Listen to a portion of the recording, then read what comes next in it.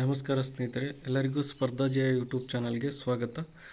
ಸ್ನೇಹಿತರೆ, ಈ ಒಂದು ವಿಡಿಯೋದಲ್ಲಿ ಅತಿಥಿ ಶಿಕ್ಷಕರಾಗಲಿಕ್ಕೆ ಯಾವೆಲ್ಲ ಅರ್ಹತೆ ಬೇಕು, TET ಪಾಸ್ ಆಗಿಲ್ಲ ಅಂದರೆ ಅತಿಥಿ ಶಿಕ್ಷಕರು ಆಗಲು ಅವಕಾಶ ಇಲ್ಲ ಅಂತ ಹೇಳಿದ್ದಾರೆ.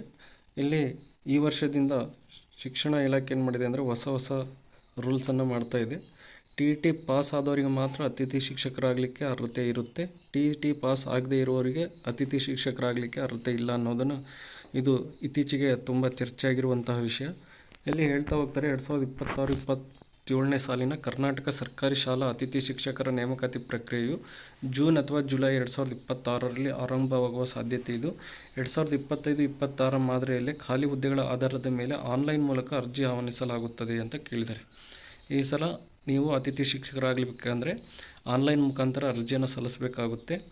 ಇಲ್ಲಿ 2026-27ನೇ ಅತಿಥಿ ಶಿಕ್ಷಕರ ನೇಮಕಾತಿಯ ಪ್ರಮುಖ ಅಂಶಗಳು ನೋಡೋದಾದರೆ, ಅರ್ಜಿ ಸಲ್ಲಿಕೆ ಅಧಿಕೃತ ಶಿಕ್ಷಣ ಇಲಾಖೆ ವೆಬ್ಸೈಟ್ನಲ್ಲಿ ನೋಂದಣಿ ಮತ್ತು ಅರ್ಜಿ ಸಲ್ಲಿಸಬೇಕಾಗುತ್ತದೆ.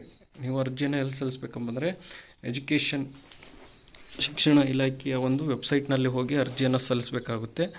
ಇದಕ್ಕೆ ಅರ್ಹತೆ ಏನಂದರೆ, ಅಭ್ಯರ್ಥಿಗಳು ಸಂಬಂಧಿತ ವಿಷಯದಲ್ಲಿ ಪದವಿ ಆಗಿರಬೇಕು, DEd ಆಗಿರಬೇಕು, ಅದರ ಜೊತೆಗೆ B.Ed ಆಗಿರಬೇಕು ಮತ್ತು TET ಪಾಸ್ ಆಗಿರಬೇಕಂತ ಕೇಳಿದ್ದಾರೆ. ಅರ್ಹತೆ ಬಂದುಬಿಟ್ಟು ನೇಮಕಾತಿ ಪ್ರಕ್ರಿಯೆ ಬಂದುಬಿಟ್ಟು ಶೈಕ್ಷಣಿಕ ಅಂಕಗಳು ಮತ್ತು ಮೆರಿಟ್ ಆಧಾರದ ಮೇಲೆ ಆಯ್ಕೆ ನಡೆಯುತ್ತದೆ ಅಂತ ಕೇಳಿದ್ದಾರೆ.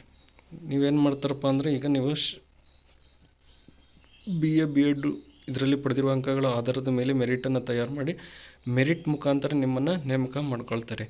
ಇದು 2026-27ನೇ ಸಾಲಿನ ಅತಿಥಿ ಶಿಕ್ಷಕರಾಗಲಿಕ್ಕೆ ಅವರಿಗೆ ಬೇಕಾಗುವಂಥ ಪ್ರಮುಖ ಅರ್ಹತೆಗಳು, ಇದರ ಒಂದು ಸಂಪೂರ್ಣ ಮಾಹಿತಿ. ಹಾಗಾಗಿ ಯಾರೆಲ್ಲ TET ಆಗಿದ್ರೋ ಅವರಿಗೆ ಇದು ಒಂದು ಸುವರ್ಣ ಅವಕಾಶ ಇದೆ. ಯಾರೆಲ್ಲ TET ಆಗಿಲ್ಲ ಅವ್ರು ಏನು ಮಾಡಬೇಕಪ್ಪ ಅಂದರೆ, ಆದಷ್ಟು ಬೇಗ ಇನ್ನೊಂದು TET ಕಾಲ್ಫರ್ಮ್ ಆಗುವಂಥ ಸಾಧ್ಯತೆ ಇದೆ. ಹಾಗಾಗಿ ಆ ಒಂದು TET ಪರೀಕ್ಷೆಗೆ ಎಲ್ಲರೂ ತಯಾರಿ ನಡೆಸ್ಕೊಳ್ರಿ. ಇದೇ ರೀತಿಯ ಶಿಕ್ಷಣ ಹಾಗೂ ಉದ್ಯೋಗ ಮಾಹಿತಿಗಾಗಿ ನಮ್ಮ ಯೂಟ್ಯೂಬ್ ಚಾನಲ್ ಆದಂತಹ ಸ್ಪರ್ಧಾ ಜಯ ಯೂಟ್ಯೂಬ್ ಚಾನಲ್ಗೆ ಎಲ್ಲರೂ ಸಬ್ಸ್ಕ್ರೈಬ್ ಮಾಡಿ, ಪಕ್ಕದಲ್ಲಿರುವಂತಹ ಬೆಲ್ ಐಕನ್ ಪ್ರೆಸ್ ಮಾಡಿ, ಹಾಗೆ ನಿಮ್ಮ ಎಲ್ಲ ಸ್ನೇಹಿತರಿಗೆ ವಿಡಿಯೋದ ಲಿಂಕ್ ಶೇರ್ ಮಾಡಿ.